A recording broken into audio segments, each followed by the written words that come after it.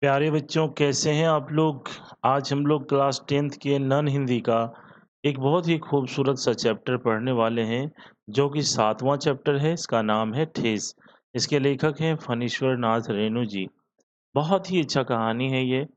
जब भी मैं इस कहानी को पढ़ता हूँ या बच्चों को पढ़ाता हूँ बिल्कुल भावुक सा हो जाता हूँ। मुझे इतना आनंद आता है। पढ़ने के दौर में भी मुझे बहुत अच्छा लगता था और जब से मैं पढ़ा रहा हूँ तब भी मैं बहुत ही आनंद के साथ, भावुकता के साथ इस कहानी को पढ़ाता हूँ, बहुत ही अच्छा लगता है। आप लोग भी इस कहानी को पढ़े होंगे। आज आपका जो ये समय है, मैं आपसे ले रहा हूँ, ये आपको प्रैक्टिस कराने के लिए ले रहा हूँ। प्यारे बच्चों, मैं आज आपको इस वीडियो में कुल 200 प्रश्नों का अभ्यास कराने जा रहा हूँ। प्रत्येक लाइन से हर संभव जो प्रश्न बन सकते हैं, वो मैंने बनाने का प्रयास किया है। बस आप हमारे साथ में जुड़े रहें। आपसे मेरा एक ही रिक्वेस्ट है कि आप हमारे साथ अंत तक जुड़े रहें और 200 क्वेश्चंस देख लें। इस चैप्टर को यदि आप नहीं भी पढ़े होंगे, तब भी आपकी इतनी तैयारी हो जाएगी कि इसके बाद आपको इस चैप्टर को पढ़ने की ज़रूरत भी नहीं पड़ेगी।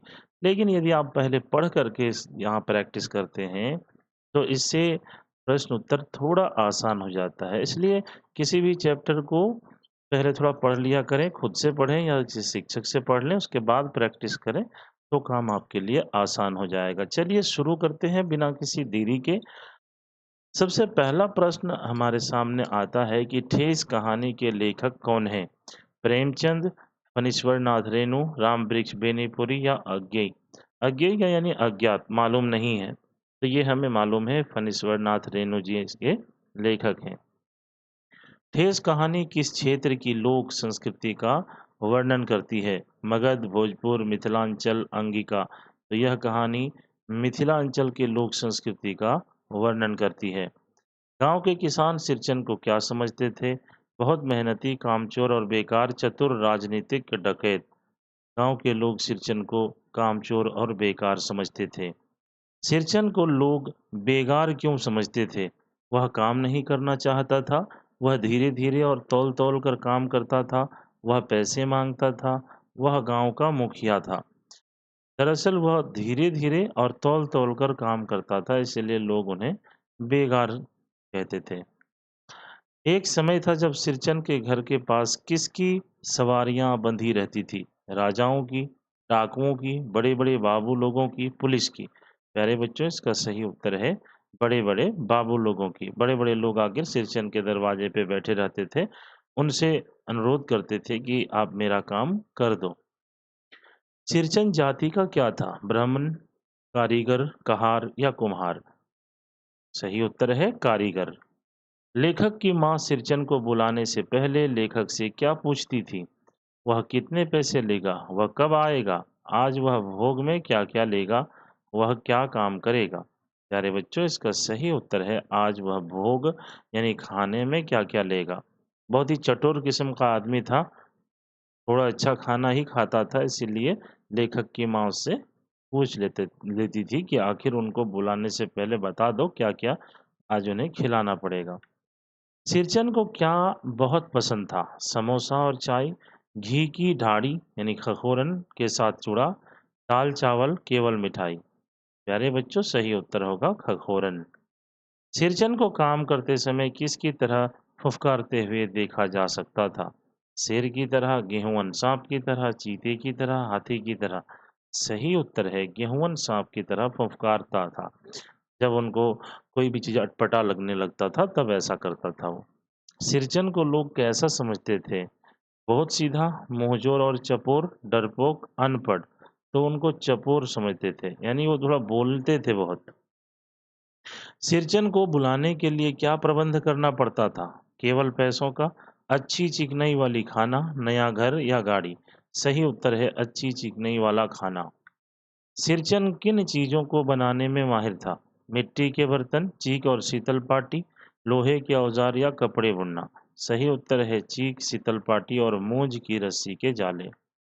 लेखक की सबसे छोटी बहन का नाम क्या था? सानू, मानू, रीनू या मीना? सही उत्तर है मानू। मानू के दूल्हे ने पत्र लिखकर क्या चेतावनी दी थी? वह मानू को नहीं ले जाएगा। मानू के साथ मिठाई की पतीली ना आए तो कोई बात नहीं, पर शीतल पाटी और चीक जरूर हो। वह बहुत दहेज चाहता है, वह गाँव नहीं आएगा। सही उत्तर है, मानो के साथ मिठाई आए या ना आए, शीतल पाटी और चीक जरूर आना चाहिए। मानो की विदाई के लिए चीक और शीतल पाटी बनाने का काम किसे सौंपा गया था? गांव के बढ़ई को, सिरचन को, लेखक को, किसी शहर के कारीगर को? तो सही उत्तर है, सिरचन को यह काम सौंपा गया था। सिरचन को काम के बदले में क्या देने का वादा किया गया था? बहुत सारे पैसे, असली मोहर छाप वाली धोती? जी बिल्कुल, उन्हें असली मोहर छाप वाली धोती देने का वादा किया गया था। सिरचन जब काम में मग्न रहता था, तो उसकी शरीर की क्या स्थिति होती थी? वह आंखें बंद कर लेता था, उसकी जीभ जरा बाहर निकल आती थी। बिल्कुल, जब सिरचन मग्न होकर काम करते थे, तो हल्की सी जीभ बाहर आ जाती थी। सात तारे जगमगा उठे, सात रंग के। यह पंक्ति किसके लिए है? आसमान के लिए? सिरचन द्वारा बनाई जा रही चीख के लिए? बिल्कुल, जो पहला दिन उन्होंने चीक सिरचन जो चीक बनाया था, वो इतना खूबसूरत था कि उसमें 7 तारा बन गया था। देखने में बहुत ही आकर्षक लग रहा था। चीक में किन तारों के पैटर्न का उल्लेख है? ध्रुव तारा, सदभैया तारा? जी हाँ, सदभैया तारा का ज़िक्र है। जो तारा बना था वो सदभैया तारा जैसा था। लेखक ने सिरचन के पास क्या देखा जिससे उसे दुख हुआ? सिरचन को मारा जा रहा था। सिरचन को केवल सूखा चूड़ा और गुड़ दिया गया था। जी हाँ मेरे प्यारे बच्चों, लेखक को यह बुरा लगा कि सिरचन को केवल सूखा चूड़ा और गुड़ का एक ढेला दे दिया गया था नाश्ता करने के लिए। सिरचन को बूंदिया देने से किसने मना किया या उस पर कटाक्ष किया? माँ ने, मजली भाभी ने, मानू ने, चाची ने? प्यारे बच्चों, इसका सही उत्तर है मजली भाभी ने बूंदिया देने से मना किया। सिरचन ने मजली भाभी सिरचन ने मजली भाभी से उनके मायके के बारे में क्या पूछा? वह कहाँ है? क्या उनके मायके में भी मिठाई इसी तरह हाथ खोलकर बांटी जाती है? जी हाँ मेरे प्यारे बच्चों, सही उत्तर है, मजली भाभी से सिरचन ने पूछा कि क्या आपके मायके में भी इसी तरीके से हाथ खोल करके मिठाई बांटी जाती है? चाची ने सिरचन के बारे में क्या कहा? वह बहुत अच्छा आदमी है। छोटी जाति के आदमी का मुंह भी छोटा होता है। सही उत्तर यही है दोस्तों, कि छोटी जाति के आदमी का मुंह भी छोटा होता है और मुंह लगाने से सिर पर चढ़ेगा, ऐसा चाची ने कहा था। चाची ने सिरचन से किस चीज की मांग की थी, जिसे उसने मजाक में टाल दिया? पैसे, गमकौआ जर्दा? सही उत्तर है गमकौआ जर्दा। चाची से सिरचन ने गमकौआ जर्दा मांगा था। सिरचन ने अधूरा काम छोड़कर क्यों जाने का फैसला किया?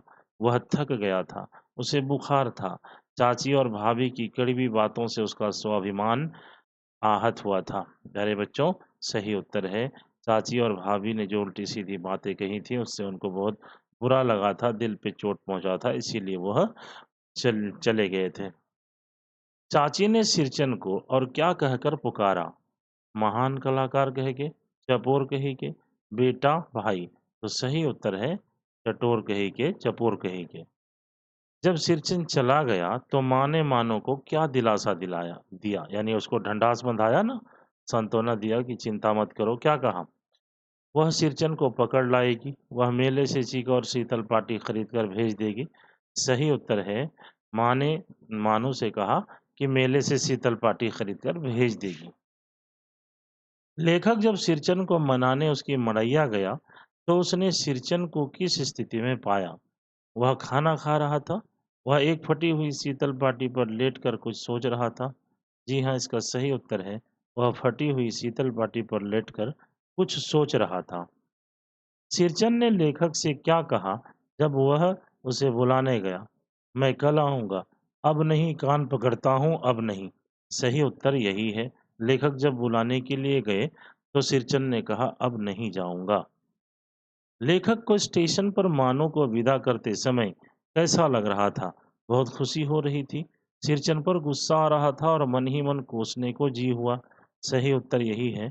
जब लेखक पहुँचाने के लिए गए स्टेशन अपनी दीदी को, मानो को, तो मन ही मन उनको गुस्सा आया कि सिरचन यदि बना दिया होता, चीक और शीतल पाटी तो कितना अच्छा होता। आज मानो खुश होकर के जाती, उदास होकर के जा रही है, इसीलिए उनको गुस्सा आ रहा था। स्टेशन पर प्लेटफॉर्म पर दौड़ते हुए किसने पुकारा? माँ ने, चाची ने? बिल्कुल नहीं, सिरचन ने पुकारा था। सिरचन स्टेशन पर अपने साथ क्या लेकर गया था? केवल मिठाई, शीतल पाटी, चिक और एक जोड़ी आसनी। सही उत्तर यही है। सिरचन ने वे चीजें मानो को देते समय क्या कहा? ये मेरी ओर से है, सब चीजें हैं दीदी। बिल्कुल यही सही उत्तर है। सिरचन ने जब मानो को सब चीजें स्टेशन पे ले जाकर के दिया तो कहा ये मेरी ओर से है, यानी मेरी ओर से एक तोहफा है आपके लिए, उपहार है। जब मानो ने मोहर छाप वाली धोती के पैसे देने चाहे तो सिरचन ने क्या कहा? पैसे ले लिए, पैसे बढ़ाकर मांगे, जीभ को दांत से काट कर मना कर दिया और हाथ जोड़ लिए। सही उत्तर है, जीभ को दांत से काट कर मना कर दिया और हाथ जोड़ लिए कि दीदी मैं पैसे नहीं लूंगा। कहानी के अंत में मानो की क्या प्रतिक्रिया थी? वह हंस रही थी, वह फूट फूट कर रो रही थी। जी हाँ, सही उत्तर है, वह फूट-फूट कर रो रही थी क्योंकि मानो बहुत खुश थी क्योंकि सिरचन ने बहुत ही सुंदर चीज़ें बना कर के मानो को उपहार स्वरूप उनको भेंट के रूप में दिया था, इसीलिए वह रो रही थी। शब्दार्थ के अनुसार पतीली शब्द का अर्थ बताइए। इसका अर्थ क्या होगा? लोहे की कढ़ाई, तांबे, पीतल आदि का ऊंचे किनारे वाला गोलाकार बर्तन। तो सही उत्तर यही होगा, तांबा या पीतल का बना हुआ एक ऊंचा किनारा वाला कोई बर्तन। चीक किसे कहते हैं? बार बार इस कहानी में चीक आया है, तो बताइए कि चीक कहते किसको है? कपड़े का पर्दा, बांस की तीलियों से बना छीना पर्दा, पत्थर की दीवार। प्यारे बच्चों, चीक जो है वो बांस की तीलियों से बना एक छीना पर्दा को चीक कहते हैं। शीतल पाटी क्या है? गर्म चादर, चिकनी और पतली चटाई है, बैठने का सोफा, सिर का तकिया। तो चिकनी और पतली चटाई को शीतल पाटी कहते हैं। नैनो शब्द का अर्थ क्या है? नया कपड़ा, मक्खन, आंखें या दूध। तो नैनो शब्द जो है इसका अर्थ होता है मक्खन। गमकौआ जर्दा में जो ये गमकौआ शब्द है इसका अर्थ क्या है? तो सुगंधित या खुशबूदार को गमकौआ कहते हैं। लेखक ने सिरचन को क्या कहा? एक साधारण मजदूर कहा। यहाँ बात लेखक की है कि लेखक ने सिरचन को क्या कहा? तो लेखक ने इसको कलाकार कहा है। सिरचन को काम करने के लिए क्या चाहिए था? बहुत सारे लोग, शांति और सम्मान। जी, सिरचन जब भी काम करते तो उन्हें शांति और थोड़ा सम्मान चाहिए था, तभी वो काम करते थे। ऐसा सम्मान नहीं मिलने पे काम करने में उनको वहाँ अच्छा नहीं लगता था और काम भी नहीं करते थे। ठेस कहानी का मुख्य पात्र कौन है? लेखक, मानो, सिरचन। तो इसमें जो मुख्य किरदार है इस कहानी में वो सिरचन ही है। इस कहानी का शीर्षक ठेस क्यों रखा गया है? क्योंकि सिरचन के स्वाभिमान को, उनके मान सम्मान को ठेस पहुंचा था, इसलिए इस कहानी का शीर्षक ठेस रखा गया है। सिरचन ने किसे अपना गुरु माना था?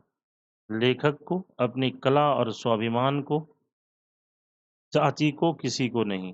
तो लेख सिरचन ने अपनी कला और स्वाभिमान को ही अपना गुरु माना था, उससे कोई समझौता वह करने के लिए तैयार नहीं था। मानो की विदाई पर क्या-क्या सामान साथ जाना था? चिक, शीतल पाटी, आसनी, कार और गहने, अनाज, केवल मिठाई। तो ये चीक, शीतल पाटी और आसनी विदाई के टाइम पे उसके साथ में जाना था। आसनी किस चीज की बनी होती है? ये जो आसनी है ये किस चीज की बनी होती है? बनी थी जो सिरचन स्टेशन पर ले गया था। तो जो ये आसनी है ये कुश की बनी हुई थी। किसकी बनी हुई थी? कुश की। सिरचन के लिए खेती बाड़ी का क्या महत्व था? वह बहुत बड़ा किसान था। उसे खेती में कोई रुचि नहीं थी और लोग उसे बेकार समझते थे। तो बिल्कुल खेती में उनको ख़ास कोई रुचि नहीं था क्योंकि वे एक कारीगर थे। कारीगरी जीवन भर किया लेकिन उम्र के साथ में उस काम का महत्व समाज में कम हुआ, जिस वज़ह से उस व्यक्ति का भी समाज में महत्व कम हो गया। ब्राह्मण टोली के पंचानन चौधरी के लड़के को सिरचन ने क्या जवाब दिया था? वह डर गया था। सिरचन ने क्या जवाब दिया था पंचानन चौधरी के लड़के को? वह डर गया था, उसने अपनी कला की श्रेष्ठता बताई थी, उसने उसे मारा था या उसने कोई जवाब नहीं दिया था। तो सही जवाब है उसने अपनी कला की श्रेष्ठता बताई थी। सही उत्तर यही होगा। फणीश्वरनाथ रेणु की यह कहानी कैसी है? ऐतिहासिक है, आंचलिक है, काल्पनिक है, विदेशी है। यह एक आंचलिक कहानी है, मिथिलांचल की कहानी है। ठेस कहानी में लेखक ने किसके प्रति सम्मान की भावना को रेखांकित किया है? श्रम के प्रति सम्मान और मानवीय संवेदना। यही सही उत्तर है इस प्रश्न का। ये जो ठेस कहानी है, इसमें जो लेखक फणीश्वरनाथ रेणु जी हैं, वो लेखक हुए, तो उन्होंने के काम के प्रति, श्रम यानी मेहनत के प्रति सम्मान रखने के लिए लोगों को एक संदेश दिया है। गांव के लोग मुफ्त में मजदूरी करवानी हो तो किसे बुलाते थे? तो लोग सिरचन को बुलाते थे, क्योंकि उन्हें अच्छा खाना-पीना मिल जाने के बाद वो मुफ्त में भी काम करने के लिए तैयार हो जाते थे। सिरचन अपने काम पर पहुँचने के लिए पगडंडी पर पाँव कैसे रखता था? तो बड़ा नाप-तौल के पगडंडी पर पैर रखता था वो। अरे सिरचन भाई, अब तो तुम्हारे ही हाथ में यह कारीगरी रह गई है। यह बात किसने कहा था? लेखक के बड़े भैया ने चिट्ठी में कहा था। लेखक की माँ ने, चाची ने या गांव की मोची ने? मोची की बात तो कहानी में कहीं पर है ही नहीं। तो ये लेखक के बड़े भैया ने चिट्ठी में लिख कर के यह बात कहा था कि सिरचन, यह काम अब सिर्फ तुम्हारे ही हाथ में बचा हुआ है, यह कारीगरी या कलाकारी।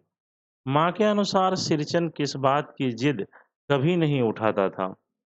ज़्यादा पैसे लेने की, पूजा भोग या खाने की, छुट्टी लेने की या गांव छोड़ने की? प्यारे बच्चों, ये जो सिरचन थे ना, तो ये लेखक के माँ के पास कभी उस तरीके का नहीं कि विशेष मांग नहीं करता था।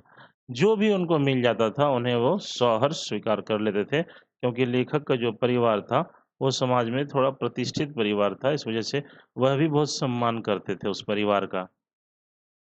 सिरचन ने पंचानन चौधरी के लड़के को तरकारी कैसे परोसी थी, यहाँ पे लिखा ना परोसी थी। चम्मच से, नाखून से काट खोंट करके। सिरचन ने पंचानन चौधरी के लड़के को तरकारी कैसे वो यहाँ पे परोसी थी? ये हो जाएगा नाखून से खोंट करके। इमली का रस डालकर कढ़ी कौन बनाती है? सिरचन की पत्नी, कुम्हार, कुम्हारों की घरवाली, शहर की हलवाइन या लेखक की भाभी? बताइए।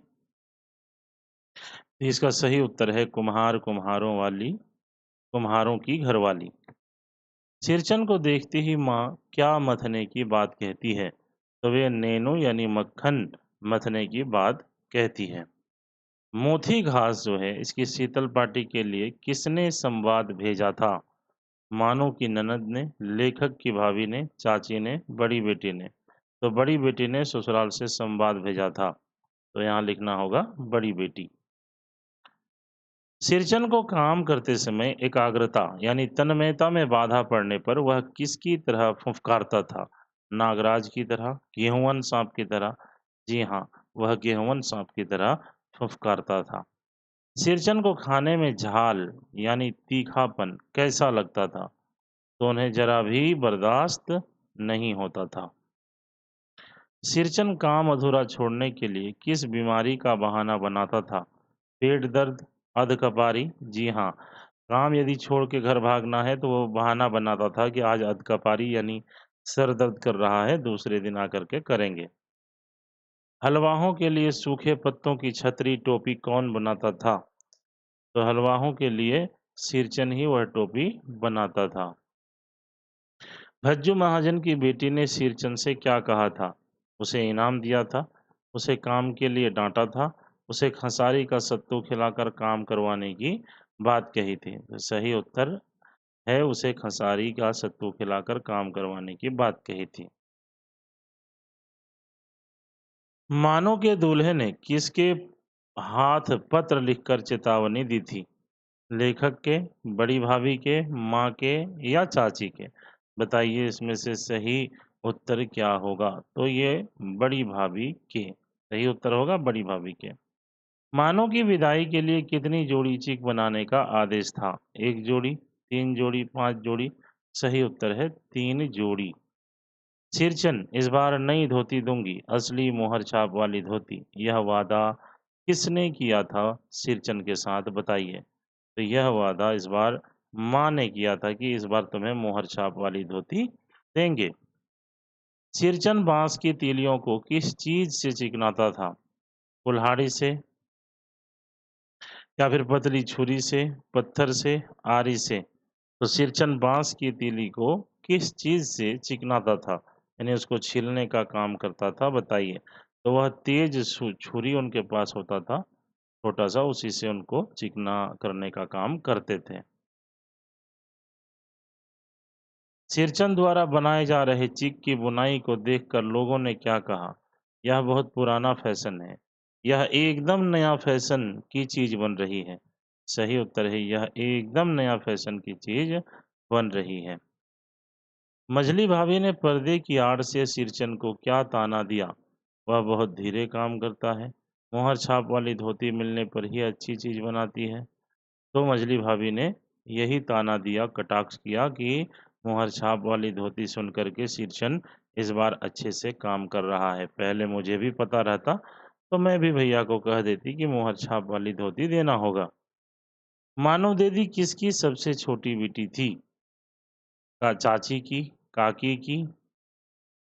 तो सही उत्तर होगा काकी की। चाची ने सिरचन के बारे में फुसफुसाकर क्या कहा? वह बहुत ईमानदार है, उसे मोहर छाप वाली धोती नहीं, मूंगिया लड्डू चाहिए। तो सही उत्तर यही है। चाची जो है बार-बार आग में घी डालने का काम करती थी, है ना? कहानी में आप सबने तो पढ़ा ही है। तो यहाँ पे कह रहा है कि ताना देते हुए कि सिरचन को धोती नहीं, मूंगिया लड्डू चाहिए, जो बन रहा है मानो के विदाई में, यही सब चीज़ के लालच में वो काम कर रहा है मन लगा करके।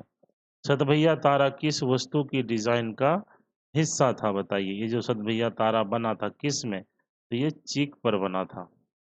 लेखक ने सिरचन की नाक के पास क्या देखा?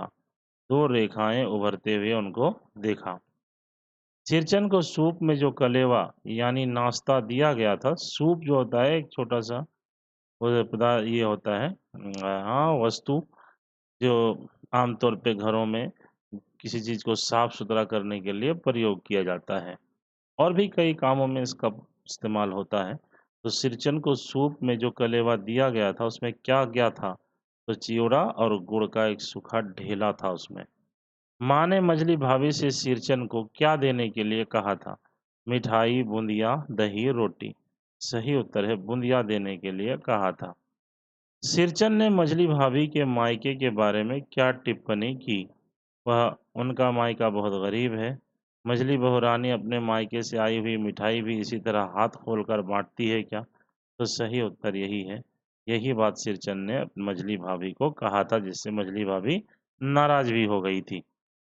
मझली भाभी सिरचन की बात सुनकर कहाँ जाकर रोने लगी? तो अभी बताया, वो कमरे में जाकर के रोने लगी थी। अच्छा नहीं लगा सिरचन का ये उनके ऊपर जो कटाक्ष था। चाची ने सिरचन को छोटी जाति का आदमी कहकर क्या सलाह दी? ये मुंह लगाने से सिर पर चढ़ेगा। मानो ने चुपके से सिरचन को क्या दिया ताकि वह शांत रहे? तो उन्होंने उन्हें एक पान का बीड़ा दिया। ये ये पान खाओ, और जो लोग तुम्हें उल्टा सीधा कह रहे हैं उस पर ध्यान मत दो, क्योंकि घर में कई लोग हैं, कोई कुछ भी बोलेंगे लेकिन आपको ध्यान नहीं देना है। इन सभी चीज़ों को नज़रअंदाज करते हुए अपने काम को करते रहना है। गमकौआ जर्दा किसे पसंद था? तो चाची को गमकौआ जर्दा यानी सुगंधित जिसमें बहुत ज़्यादा खुशबू रहता है उसको गमकौआ बोलते हैं, चाची को बहुत पसंद था। सिरचन ने गुस्से में अपना सामान समेटकर झोले में रखा और कहाँ से बाहर निकल गया? छत से, आंगन से, खिड़की से, कुएं से? भाई कुआं का तो बात उसमें है ही नहीं। आंगन से बाहर चला गया क्योंकि आंगन में ही बैठ करके वह काम कर रहा था। चाची के अनुसार मोहर छाप वाली धोती कितने रुपए में आती है? ₹2 ₹8। बिल्कुल, मोहर छाप वाली धोती जो है वह ₹8 में आती है। सिरचन के चले जाने पर मानो किसे देखती रहती है? अधूरी चिक को, लेखक को। सही उत्तर है अधूरी चिक को मानो देखती रहती है। माँ ने मानो को क्या दिलासा दिया जब चिक अधूरी रह गई? तो माँ ने कहा कि मेले से खरीद कर तुम्हें भेज दूंगी। सिरचन की पत्नी के बारे में क्या जानकारी मिलती है? उसके बारे में मालूम होता है कि वो मर गई है और बेटे-बेटियों को भी ले गई, यानी वो भी मर चुके हैं, अभी सिरचन अकेले हैं। कलाकार के दिल में ठेस लगी है, वह नहीं आ सकता। ये सेंटेंस किसने कहा था? तो यह लेखक ने कहा था। अधूरी चिक पर रंगीन छीट का झालर किसने लगाया? मानो ने, बड़ी भाभी ने। तो सही उत्तर होगा बड़ी भाभी ने अधूरी चिक पर झालर लगा करके उसको कंप्लीट किया। लेखक मानो को कहाँ पहुंचाने जा रहा था? लेखक मानो को स्टेशन पहुंचाने जा रहा था। स्टेशन पर गाड़ी के पास कौन दौड़ता हुआ आया?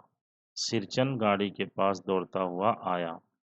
सिरचन ने स्टेशन पर लेखक को किस नाम से पुकारा? सिरचन ने स्टेशन पर लेखक को किस नाम से पुकारा? साहब, बबुआ जी। तो उसका सही उत्तर है बबुआ जी कह करके फणीश्वर नाथ रेणु को पुकारा था वो। सिरचन स्टेशन पर अपने साथ क्या लेकर आया था? मिठाई का डिब्बा, शीतल पाटी चिक? जी हाँ, अंतिम समय में स्टेशन पर वो सब कुछ लेकर के आया था जो उनके घर पे बनाने की बात थी। यह मेरी ओर से है, सब चीज है दीदी। यह शब्द किसके थे? ये शब्द थे सिरचन के, जो स्टेशन पर उनके द्वारा कहा गया था। ठेस कहानी के अनुसार सिरचन को लोग मुफ्तखोर और क्या कहते थे? तो उन्हें कामचोर या चटोर भी कहते थे। सिरचन के पास पुराने समय में किसकी सवारियां बंधी रहती थी? बताइए। बड़े बड़े बाबू लोगों की सवारियां बंधी रहती थी सिरचन के दरवाजे पर। बेचारा मेरे काम में पूजा भोग की बात नहीं उठाता। यह बात किसने कहा था? यह बात लेखक की माँ ने कहा था कि जब मेरे काम में आता है तो यह बंदा कुछ खाने पीने की बात भी नहीं करता है और क्या लेंगे यह भी नहीं बोलता। सिरचन ने पंचानंद चौधरी के लड़के को तरकारी कैसे परोसी थी? बताइए। इसका सही उत्तर क्या होगा? नाखून से खोंटकर। कहार कुम्हारों की घरवाली कढ़ी में क्या डालकर बनाती है? कहार कुम्हारों की घरवाली जो है वो कढ़ी में क्या डालकर बनाती है? तो सही है उत्तर है इमली का रस। घी का ढाड़ी यानी खखोरन के साथ सिरचन को क्या पसंद था? रोटी, चूड़ा, चावल, मिठाई? बताइए इसका सही जवाब क्या होगा? तो घी के साथ जो है उन्हें, घी के साथ दाढ़ यानी खकोरन के साथ सिरचन को क्या पसंद था? चूड़ा खाना उन्हें बहुत ही पसंद था। बड़ी बेटी ने ससुराल से किसके लिए संवाद भेजा था? गहनों के लिए, मोती की शीतल पाटी के लिए, नए कपड़ों के लिए? तो मोती की शीतल पाटी के लिए संवाद यानी खबर भेजा था। पनियाई जीव का अर्थ क्या है? पनियाई, ललचाई हुई। इसका अर्थ क्या है? ललचाई हुई। सिरचन किस मौसम में दम मारने की छुट्टी भी नहीं पाता था? दम मारना यानी आराम करना। तो कौन सा मौसम होता था जब सिरचन को काम से आराम नहीं मिलता था? बरसात में, गर्मी में, शादी ब्याह के मौसम में, चुनाव के समय? चुनाव का तो कोई जिक्र है नहीं, शादी ब्याह का मौसम हो सकता है। यही सही उत्तर है, क्योंकि शादी ब्याह के समय में यह चीज सबको दान में दिया जाता था, उपहार में दिया जाता था, इसीलिए सिरचन को बिल्कुल समय नहीं मिलता था। इस मौसम में काम से फुर्सत ही नहीं मिलता था। मोथी एक शब्द है और पटेर एक दूसरा शब्द है। बताइए दोनों का अर्थ क्या है?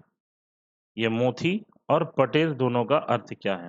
तो ये घास की किस्में हैं, यानी ये दोनों ही घास का नाम है जिससे शीतल पाटी बनता है। कुच्ची को रंगने और सुलझाने में कितना समय लगता था? 1 घंटा, पूरा दिन, 1 हफ्ता या 10 मिनट? तो कुच्ची को रंगने और सुलझाने में उन्हें लगभग 1 दिन लग जाता था। काम करते समय सिरचन की तन्मयता में बाधा पड़ने पर वह किसकी तरह फुफकारता था?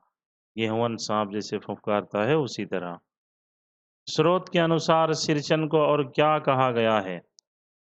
डरपोक, मुंहजोर, चुपचाप रहने वाला, अनपढ़। तो उन्हें क्या कहा गया है? तो उनको मुंहजोर कहा गया है। थोड़ा बोलने में वो आगे रहता था। कोई कुछ यदि कहा तो उनको जवाब देता था पलट करके। ऐसा नहीं कि सुन करके रह गया। बिना मजदूरी के पेट भर भात पर काम करने वाला पात्र कौन है? यानी कौन वह व्यक्ति है जिन्होंने बिना मजदूरी और पेट भर खाना पर काम करता था? तो वह आदमी था सिरचंद। सिरचंद को खाने में क्या बर्दाश्त नहीं था? मीठा, जरा सी भी झाल, नमक या घी? तो उनको झाल बिल्कुल भी पसंद नहीं था।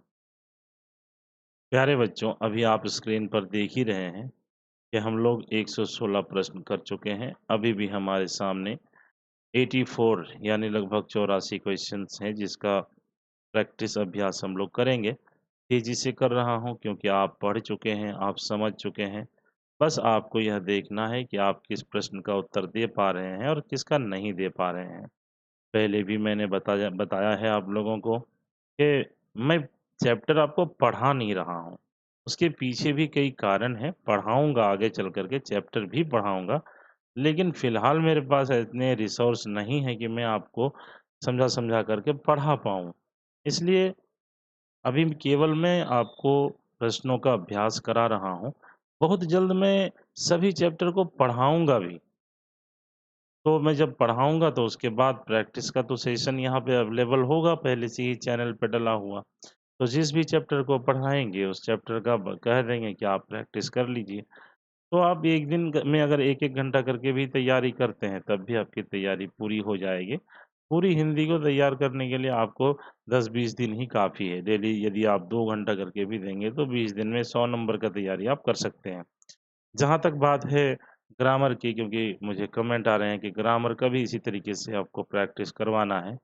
प्यारे बच्चों, मैं आपको एकदम भरोसा दिलाता हूँ, आप भरोसा रखिए, आपको हर चैप्टर का प्रैक्टिस करवाने वाले हैं। पहले मैं इस किताब के सभी चैप्टर को एक बार कवर कर लेता हूँ।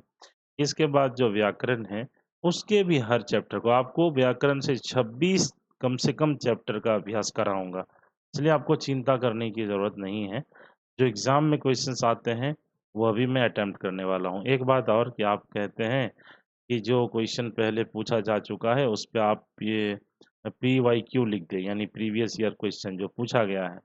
प्यारे बच्चों, अभी लिखने में बहुत वक़्त लगता है। अभी तो हमारे चैनल पे 50 भी सब्सक्राइबर्स नहीं हुए हैं, जिसकी वजह से मैं लाइव नहीं पढ़ा पा रहा हूँ। मैं चाहता हूँ कि डायरेक्ट ही मैं लाइव करूँ, लेकिन नहीं हो पाता है। तो मैं चाहता हूँ कि कम से कम मेरे चैनल पे पहले 50 सब्सक्राइबर हो जाएँ। यदि आप देखते हैं तो आपसे भी मेरा अनुरोध है कि आप इस चैनल को 50 सब्सक्राइबर्स तक पहुँचाने में मेरी मदद करें। जैसे ही 50 सब्सक्राइबर्स हो जाएँगे, तो उसमें मैं डायरेक्ट लाइव पढ़ा पाऊँगा। अभी क्या होता है, पहले मैं वीडियो रिकॉर्ड करता हूँ, फिर अपलोड करता हूँ। इसमें बहुत सारा वक़्त लगता है, लेकिन लाइव पढ़ाऊँगा तो आप मेरे साथ-साथ प्रैक्टिस करेंगे और लाइव मुझे जवाब देंगे तो मुझे अच्छा भी लगेगा। और आपको भी अच्छा लगेगा, क्योंकि आप में कोई कोई प्रश्न ही यदि आप पूछ देंगे, तो उस प्रश्न का मैं जवाब भी उस लाइव सेशन में दे पाऊँगा। अभी नहीं दे पाता हूँ, क्योंकि आप प्रश्न कर ही नहीं पाते हैं, अब आप हमारे साथ लाइव नहीं जुड़ पाते हैं, इसलिए मुझे 50 सब्सक्राइबर्स तक पहुँचने में आपकी मदद चाहिए। चलिए, अब यहाँ पे जो 116वाँ क्वेश्चन है उसको देखते हैं। सिरचन काम अधूरा छोड़ने के लिए किस बीमारी का बहाना बनाता था? तो वह अधकपारी सिर दर्द का बहाना बनाता था। मंजू यानी कि मूंज की जो रस्सी से सिरचन क्या बनाता था? तो बड़े-बड़े जाले बनाता था। मूंज की रस्सी से सिरचन क्या बनाता था? तो बड़े-बड़े जाले बनाता था। एक तरीके का टोकरी कह सकते हैं। हलवाहों के लिए सिरचन क्या बनाता था? तो छतरी टोपी बनाता था, जो हलवाहे माथे में दे करके खेत में धूप में काम कर पाते थे आसानी से। भज्जू महाजन की बेटी ने सिरचन से क्या कहा था? कि सिरचन बात करने में कारीगर है। सिरचन बात करने में कारीगर है, ऐसा भज्जू महाजन की बेटी ने कहा था।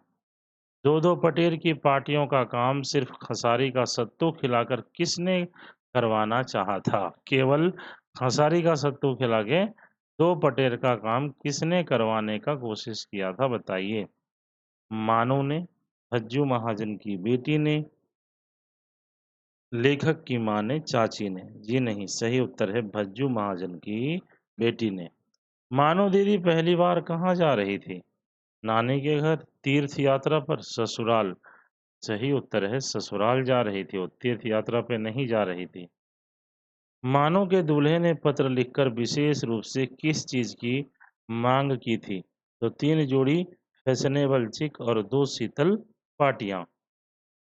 मानो की विदाई के लिए सिरचन को कितने समय पहले काम पर तैनात किया गया था? लगभग उसे 1 सप्ताह पहले ही बुला करके लगा दिया गया था कि सिरचन तुम ये सब काम करके फाइनल कर दो, 1 सप्ताह के बाद हो सकता है कि मेरी बेटी की विदाई हो। तो 1 सप्ताह पहले उन्हें लगा दिया गया था। सिरचन बांस की तीलियों को किससे चिकनाता था? तो पान जैसी पतली छुरी से चिकनाता था। आरी से तो ये छीलने का काम नहीं होगा, पत्थर से भी नहीं होगा और कैंची से आप क्या छील पाओगे? चीक में रंगीन सुतलियों के क्या डाले गए थे? फूल, झब्बे, पत्थर या बटन? तो इसमें होगा झब्बे। चीक की बुनाई देखकर लोगों ने क्या अंदाजा लगाया? लोगों ने कहा कि इस बार सिरचन जो बना रहा है, वह बिल्कुल नया चीज है, पहले ऐसा कभी नहीं बनाया था। मजली भाभी ने पर्दे की आड़ से किस वस्तु के बारे में कटाक्ष किया? मोहर छाप वाली धोती के बारे में कि कीमती धोती इस बार मिलने वाला है, इसीलिए सिरचन मन लगाकर काम कर रहा है। मानव दीदी के दूल्हे का पेशा क्या था? तो वह एक अफसर आदमी था। मानव दीदी जिसके लिए ये शीतल पार्टी वगैरह बनाया जा रहा था, वह कैसा था आदमी? वह अफसर आदमी था। चाची ने सिरचन को क्या देने की बात फुसफुसाकर कही? तो चाची ने सिरचन को कुछ देने के लिए कहा। क्या वो चीज़ क्या थी? मोहर छाप वाली धोती, मूँगिया लड्डू, 10 रुपये, नया घर। तो सही उत्तर है मूँगिया लड्डू। चाची बोली कि उसको धोती देने का क्या ज़रूरी है? लड्डू-तड्डू बढ़िया से खिलाओ, हो गया उसी में तो बात बराबर। चिक की पहली पाँति में कितने तारे जगमगा उठे थे? 7 तारे, इसीलिए तो हम लोग पढ़े हैं सतभैया तारा। चिक में बनाए गए विशेष पैटर्न का नाम क्या था? उसका यही नाम था, सतभैया तारा। काम में मग्न होने पर सिरचन की हालत क्या हो जाती थी? वह हल्का सा जीभ बाहर निकाल करके काम करता था मन लगा करके। लेखक ने सिरचन के सूप में कलेवा के रूप में क्या दिया? देखा तो उन्होंने देखा कि सूप में केवल चिवड़ा और गुड़ रखा हुआ है। माँ ने किसे डांटा कि सिरचन को बूंदिया क्यों नहीं दी? लेखक को। माँ ने किसको डाँटा? लेखक को, चाची को, मझली भाभी को? तो सही उत्तर है मझली भाभी को माँ ने डाँटा कि जब बूंदिया बना हुआ है तो तुमको देना चाहिए, सिर्फ़ चूड़ा और गुड़ ले जा कर के रख दिए हो नाश्ता के लिए। मझली भाभी ने सिरचन के सूप में बूंदिया कैसे फेंकी? मुट्ठी भर बूंदिया फेंक कर के वो चली गई। सिरचन ने मझली भाभी के किस स्थान के बारे में तीखी टिप्पणी की? तो उनके मायके के बारे में, क्योंकि मझली भाभी जब बूंदिया फेंक के चली गई तो सिरचन को अच्छा नहीं लगा, तो इसलिए उन्होंने कहा कि आप अपने मायके से जो मिठाई-तिठाई लेके आती हैं उसको इसी तरीके से बाँटती हैं क्या? सिरचन ने चाची ने सिरचन की जाति को लेकर क्या कहा? वह ऊँची जाति का है? ना, छोटी जाति का मुँह, आदमी का जो मुँह है वह भी छोटा होता है, ऐसा चाची ने कहा था। सिरचन को अपमानित होने पर मानो ने उसे क्या देकर शांत किया? किरचन जब गुस्सा हो गया, 2-4 बात सुन लिया चाची से और भाभी से, मानो को गुस्सा आ गया, वह समझ गया। मानो समझ गई कि अब हो सकता है कि सिरचन काम छोड़ दे, इसलिए कहा उनको एक पान का बीड़ा दिया कि इसको खाओ और गुस्सा थूक दो और हर चीज़ को दिमाग में नहीं लेना है। चाची अपनी डिबिया में कौन-सा जर्दा रखती थी? गमकौवा जर्दा, बहुत ही खुशबूदार दूर तक सुगंध जाने वाला जर्दा को गमकौआ जर्दा कहते हैं। अपमान से आहत होकर सिरचन ने क्या किया? तो बोरिया बिस्तरा समेट करके घर के आंगन से निकल गया और अपना घर चला गया। चाची के अनुसार मोहर छाप वाली धोती की कीमत कितनी थी? तो ये 8 रुपये उसकी कीमत थी, मोहर छाप वाली धोती। सिरचन के जाने के बाद मानो किसे देखती रही? तो मानो अपने अधूरी चिक को देखती रही, क्योंकि सिरचन चला गया था, अब अधूरा चिक पड़ा हुआ था और मानो को यह टेंशन हो रहा था कि लगता है कि इस बार चिक नहीं बन पाएगा, मुझे यही लेके जाना पड़ेगा। मानो के ससुराल में मेहमान कहाँ-कहाँ से आए थे? दिल्ली और बम्बई से, पटना और कलकत्ता से, अमेरिका से, पड़ोस के गांव से। जी नहीं, इसमें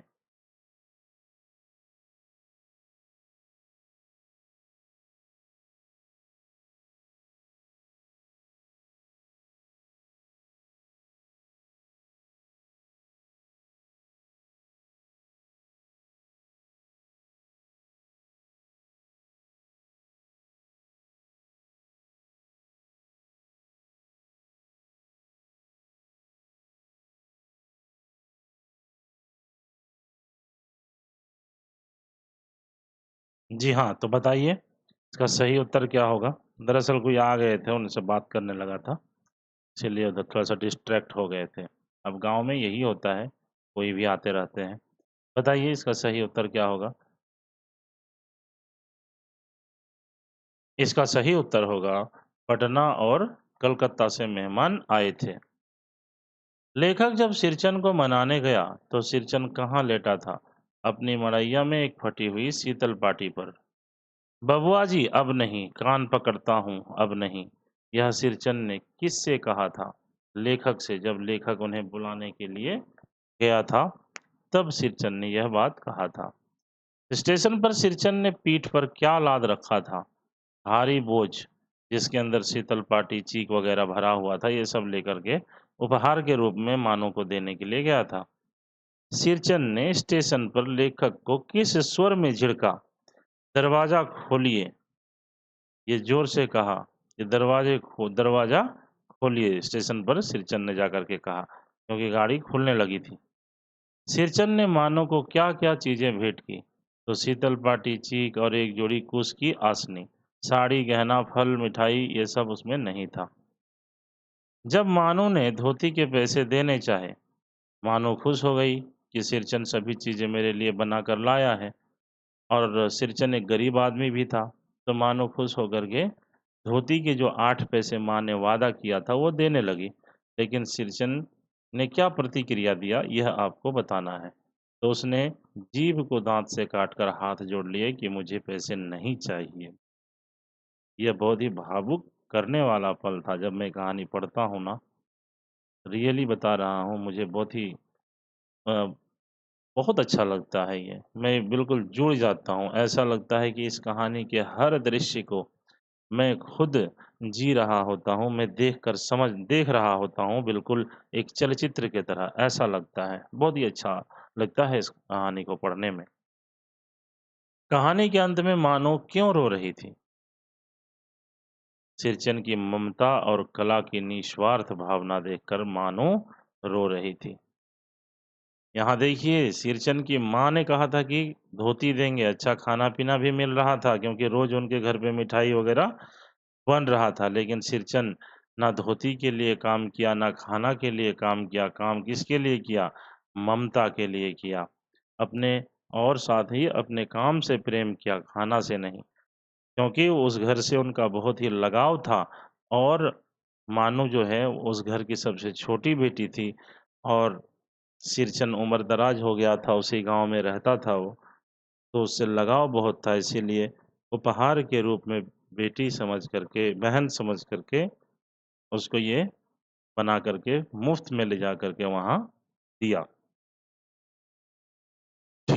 ठेस कहानी के अनुसार मोहर छाप वाली धोती देने की बात किसने की थी? तो यह फणीश्वर नाथ रेणु जो लेखक है, उसकी माँ ने यह बात कही थी।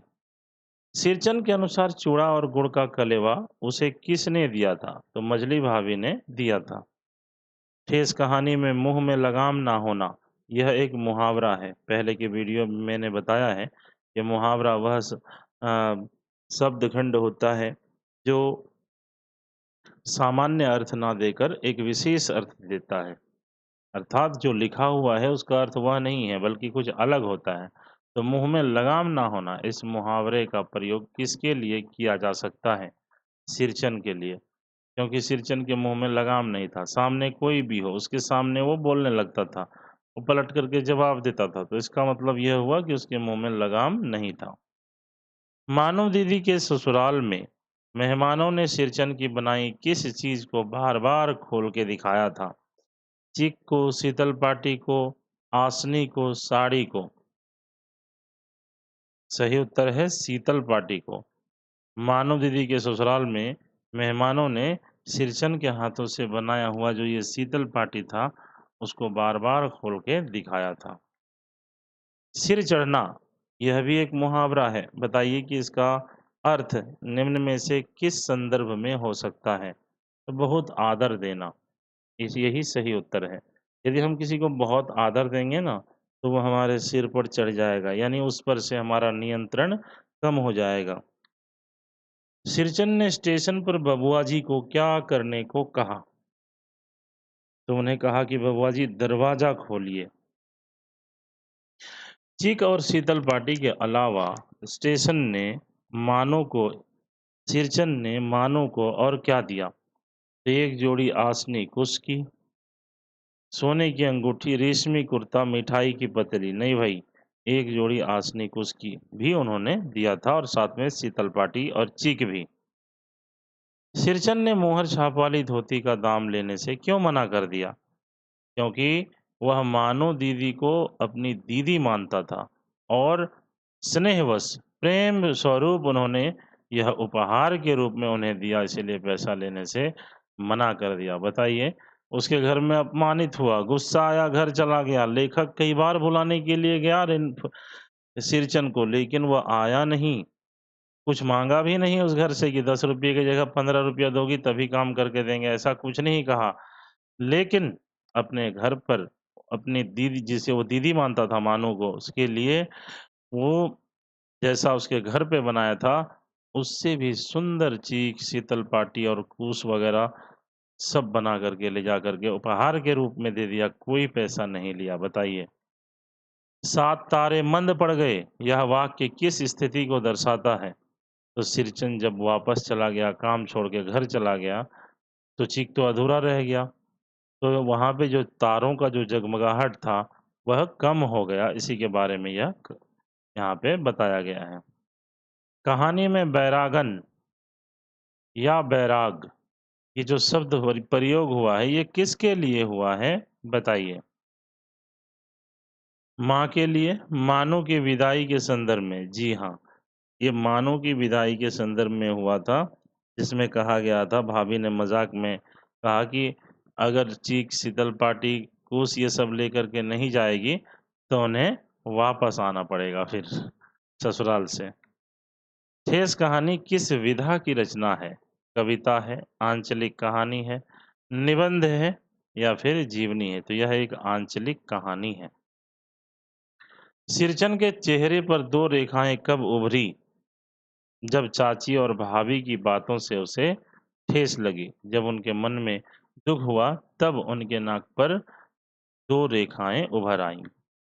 मड़ैया शब्द जो है, इसका अर्थ क्या होता है बताइए? बताइए, बार-बार मड़ैया आया ना पहले, तो मड़ैया शब्द का अर्थ क्या होता है? कच्ची झोपड़ी को मड़ैया कहते हैं।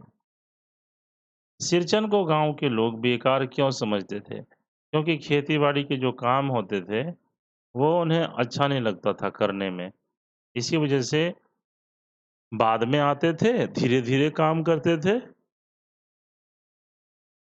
इन्हीं सब चीज़ों की वजह से लोग उन्हें क्या समझते थे?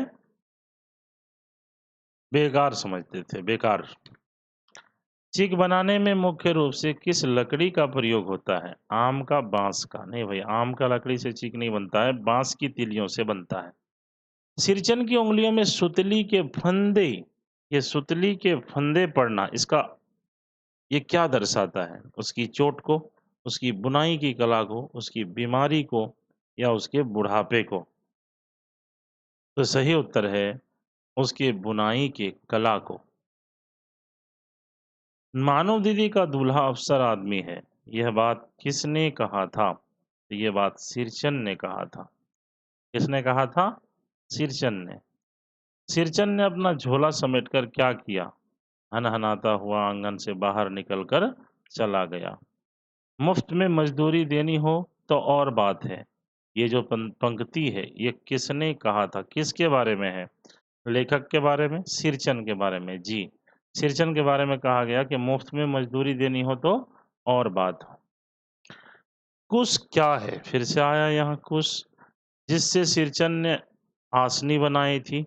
तो यह एक प्रकार का कपड़ा है, एक पवित्र और विशेष प्रकार की घास है, प्लास्टिक का तार है या रेशम का धागा? प्यारे बच्चों, कुश जो है वो एक पवित्र और विशेष प्रकार के घास को कुश कहते हैं, इसी से आसनी बनता है। ठेस कहानी के लेखक का जन्म किस राज्य में हुआ था? उत्तर प्रदेश, बिहार, झारखंड या मध्य प्रदेश? बताइए इसका सही उत्तर क्या होगा? तो सही उत्तर होगा बिहार। अरे मंजली, सिरचन को बूंदिया क्यों नहीं देती? यह बात किसने कहा था? बताइए। तो ये माँ ने। सिरचन ने स्टेशन पर उपहार देते समय मानो को क्या कहकर संबोधित किया? मानो को क्या कहा? तो उसने प्रेम से दीदी कहा था। जब भी मैं उस दृश्य को याद करता हूँ, जब सिरचन ने सभी चीज़ों को बनाकर ले जा करके लेखक के सामने स्टेशन पर सब दिया और बदले में कुछ नहीं लिया, मज़दूरी भी नहीं लिया, तो बड़ा भावुक कर देने वाला वो पल था। प्रेम को वहाँ, स्नेह को वहाँ पे दर्शाता है ये कहानी कि प्रेम के आगे कुछ भी कुर्बान हो सकता है, सम्मान के आगे, अभिमान के आगे। उनको तो घमंड था, सिरचन को चाहता तो नहीं बना सकता था। सब लोग तो उम्मीद छोड़ ही चुके थे, लेकिन सिरचन के मन में मानो के प्रति एक स्नेह था, प्रेम था, क्योंकि वह उन्हें दीदी मानता था। इसीलिए उन्होंने सब कुछ त्याग करके सुंदर-सुंदर चीज़ों को बना करके ले जा करके स्टेशन पर उन्हें दिया। प्यारे बच्चों, अब हम लोग 73वें प्रश्न को हल कर चुके हैं। अब आते हैं 174वें प्रश्न पर। बहुत जल्द हमारे सभी प्रश्न उत्तर खत्म होने वाले हैं। यदि आपको समझ में आ रहा है, अच्छा भी लग रहा है, तो आप हमें कमेंट कर दीजिए कि सर अच्छा लग रहा है या कुछ कमी पेशी आपको लग रहा है, तो आप हमें वह भी कमेंट करके एक पॉजिटिव फीडबैक हमें दे सकते हैं। अच्छी तरीके से यदि आप हमें बताते हैं कि सर ऐसा करना होगा, वैसा करना होगा, तो मैं उसमें ज़रूर संशोधन करूँगा, क्योंकि यह मेरा शुरू-शुरू का वीडियो है, जब मैं वीडियो बनाना सीख रहा हूँ, बोलना सीख रहा हूँ। क्योंकि मैं हमेशा से क्लास में पढ़ाता रहा हूँ ऑफ़लाइन, इस वजह से वीडियो में परेशानी हो सकती है। वीडियो बनाने के लिए भी सीखना होता है, तो सभी चीज़ें मैं अभी धीरे-धीरे सीख रहा हूँ। तो आप लोगों को भी अपना जो सलाह है, वो हमें देना है। पॉज़िटिव फ़ीडबैक के रूप में कमेंट में हमें लिखना है, बताना है। मैं पढ़ता भी हूँ, आपको रिप्लाई भी करता हूँ। यदि लगता है कि आपको रिप्लाई करना चाहिए, तो मैं आपको रिप्लाई भी करता हूँ। इसलिए आप अपना कमेंट हमें ज़रूर बताएँ, और यदि आप मेरे इन बातों को अभी सुन लिए हैं, तो मुझे अब बताने के लिए आप कमेंट में अभी 174 174 टाइप कर दीजिए, ताकि मुझे पता चल जाए कि आपने मेरे इस रिक्वेस्ट को ध्यान से सुना है। बताइए, पनियाई जीभ संभाल कर हँसते हुए क्यों दिखाया गया है सिरचन को? उसे अच्छे खाने की खुशबू आई थी, उसे जोक सुनाया गया था, वह पैसे जीत गया था, वह लेखक को चिढ़ा रहा था। नहीं, अच्छा खाना सुन कर के वो उसका जीभ पनियाया गया था, यानी ललचा गया था। बहुत ही लालची आदमी था, खाने-पीने में ना बहुत ही आगे रहता था ये। अच्छा खाना-पीना मिला तो काम करेगा, नहीं तो बोरिया बिस्तर समेट के घर चला जाएगा। मानो की विदाई के समय कौन फूट-फूट कर रो रही थी? चाची, मझली भाभी, मानो दीदी। तो मानो दीदी के विदाई के टाइम पे मानो ही रो रही थी स्टेशन पर, फूट-फूट के रो रही थी सिरचन के निस्वार्थ, निश्चल प्रेम को देखकर। तन्मयता शब्द जो है, इसका अर्थ बताइए क्या होगा? तन्मयता यानी पूरी तरह डूब जाना, एकाग्रता, किसी एक ही काम पर ध्यान देना। अधकपारी का जो दर्द होना का बहाना सिरचन कब बनाता था? अधकपारी हो गया है आज यह कह के चला जाता था कि फिर किसी दूसरे दिन आके काम करूँगा। तो कब बनाता था? जब उसका काम करने का मन नहीं होता था या फिर अपमानित महसूस करता था। जब लगता था कि आज काम नहीं करना है तो यही बहाना बना के घर चल देता था। जब लगता था कि नहीं, लगता है खाना-पीना अच्छा नहीं है, तब भी चल जाता था। या कोई उल्टा-सीधा कह दिया, तकलीफ हो गई तो काम छोड़ के चला जाता था, अधकपारी का बहाना बना करके। अधकपारी का अर्थ यही होता है कि आधा दर्द करना, सर दर्द लेकिन आधा। चाची ने सिरचन को चटोर क्यों कहा? क्योंकि वह खाने का लालची लगता था। ये सही है, वह खाने का लालची लगता था। सतरंगे डोर के मोढ़े कौन बनाता था? तो ये सिरचन बनाता था। लेखक की माँ ने सिरचन को क्या कहकर बुलाया? ओ सिरचन, आओ सिरचन, इधर आओ मजदूर। अरे भाई, तो आओ सिरचन कह कर के लेखक की माँ ने उन्हें बुलाया था। सिरचन को बेगार समझने का मुख्य कारण क्या था? वह बहुत गरीब था। वह धीरे-धीरे और तौल-तौल कर काम करता था। वह काम चोरी करता था। वह गाँव का रहने वाला नहीं था। जी नहीं, उन्हें बेगार इसलिए कहा जाता था क्योंकि वो धीरे-धीरे जा कर के नाप-तोल के काम करता था। तो बदले में कोई पैसा नहीं मिलता था, केवल पेट भरता खाना मिलता था। और बेगार उसी को कहते हैं जो काम के बदले में केवल खाना प्राप्त करता हो, उन्हें और कोई मजदूरी ना मिलती हो, तो उसे हम बेगार कहते हैं। ठेस कहानी का अंत कैसा है? दुखांत है, यानी दुख वाला अंत है, सुखद है और भावुक है, अधूरा है, हास्यपूर्ण है। प्यारे बच्चों, मैं तो पहले ही कई बार कह चुका हूँ कि इस कहानी का अंत बहुत ही भावुक है। जब स्टेशन वाला बात कहानी में आता है तो मैं बिल्कुल भावुक हो जाता हूँ, लगता है दृश्य मेरे सामने चलचित्र के रूप में चल रहा है। बहुत ही अच्छा लगता है मुझे। ये बहुत ही सुखद अंत है और भावुक है।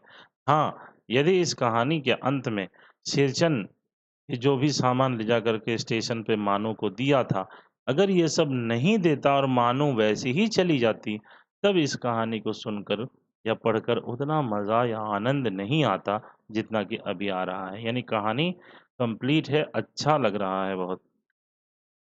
सिरचन ने मोहर छाप वाली धोती के बारे में क्या कहा जब लेखक ने उसे मनाने गया?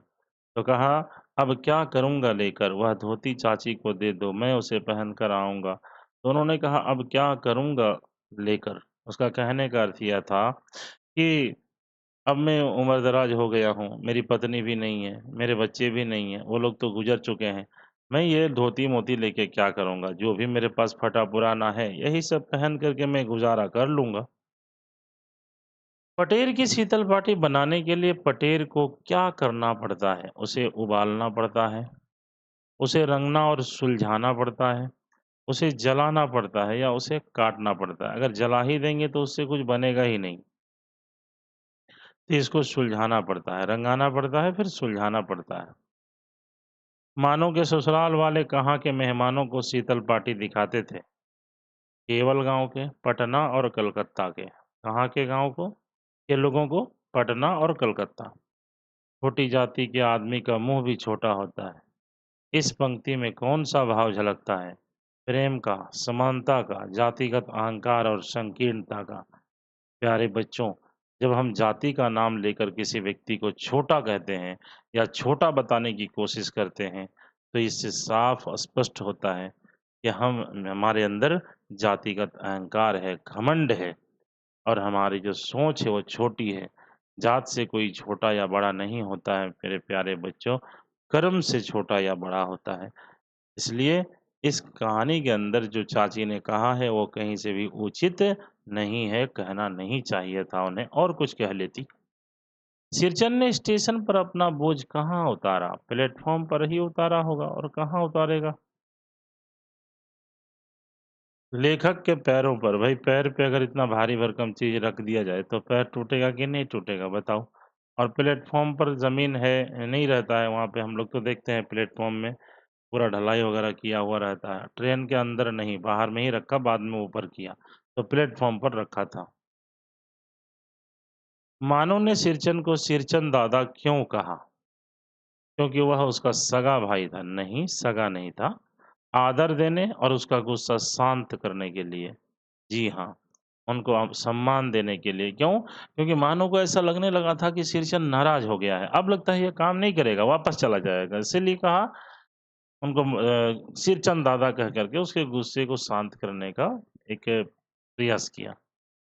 गमकौआ जर्दा खिलाने के बाद सिरचन ने किससे की थी? माँ से, मझली भाभी से, चाची से। तो सही उत्तर होगा चाची से कि, "ये चाची, आपके पास जो गमकौआ जर्दा है वो थोड़ा देना तो।" मझली बहू रानी अपने नैहर यानी अपने मायके से आई हुई मिठाई भी इसी तरह हाथ खोलकर बाँटती है क्या? यह वाक्य क्या दर्शाता है? सिरचन की तारीफ, सिरचन का व्यंग और मुँहजोरी। जी हाँ, ये सही उत्तर है। सिरचन ने ये बात किसको कहा था? मझली भाभी को। तो थोड़ा-सा मुँहजोरी दिखता है क्योंकि तुम उस घर में काम करने आए हो भई। कोई कुछ कह ही दिया तो उसको बार-बार मुँह पे जवाब देना ज़रूरी नहीं है। सही नहीं होता है, अगर कुछ गलत नहीं कहा है तो। सिरचन ने सतभैया तारा किस रंग की सुतलियों से बनाया था? तो 7 रंग का प्रयोग उसमें किया था। लेखक को स्टेशन पर किस बात का डर था? लेखक को किस बात का डर था? ट्रेन छूट जाने का, मानो के रोने का, सिरचन के ना आने से मानो की ससुराल में होने वाली बदनामी का। जी हाँ, सही उत्तर यही होगा। क्योंकि मानो के ससुराल वालों ने, खास करके उनके पति जो अफ़सर आदमी थे, उन्होंने कह दिया था कि ये चीख शीतल पार्टी वग़ैरह आना ही चाहिए, लेकिन यहाँ तो साथ में नहीं जा रहा था। इसलिए लेखक थोड़े-से चिंतित थे, इस बात को लेके कि सिरचन यदि बना देता तो अच्छा होता। अभी दीदी जा रही है, पता नहीं उनके ससुराल वाले क्या ताना देंगे, क्या कहेंगे उन्हें। ये सब सोच कर के वो थोड़े चिंतित थे, डर रहे थे, लेकिन सिरचन आकर के उस उनके इस डर को ख़त्म कर दिया। वाह सिरचन वाह! Very good. ठिकाना शब्द का अर्थ पाठ के अनुसार बताइए क्या होगा? घर, अंत या सीमा, जैसे अपमान की कोई सीमा ना होना, रास्ता, मंदिर। तो बताइए इसका सही उत्तर क्या होगा? तो इसका सही उत्तर इस पाठ के हिसाब से है अंत या सीमा। यानी अपमान का कोई ठिकाना नहीं था, गुस्से का कोई अंत नहीं था। सूप का प्रयोग कहानी में किस लिए किया गया है? सूप शब्द का प्रयोग क्यों किया गया है? पानी पीने के लिए? नहीं। अनाज साफ करने या खाना परोसने के पात्र के रूप में, खिलौना बनाने के लिए, कपड़े रखने के लिए। तो सही उत्तर होगा अनाज साफ करने के लिए। सूप तो मेरे ख्याल से आप में से हर किसी ने देखा ही होगा। इसमें कोई संकोच नहीं है, कोई संदेह नहीं है। सूप हमारे घरों में होता है, अनाज-तनाज उससे साफ करते हैं और भी कई काम लेते हैं। कई पूजा-पाठ में भी उस सूप का प्रयोग होता है, लेकिन ज़्यादातर घरों में इसका प्रयोग होता है चीज़ों को साफ-सुथरा करने के लिए। मानो दीदी का मुँह लटक गया, इस मुहावरे का अर्थ क्या है? वह बहुत उदास हो गई। मुँह लटक गया यानी उदास हो गई। सिरचन की कला को लेखक ने क्या माना है? लोक मन की विशिष्ट कला।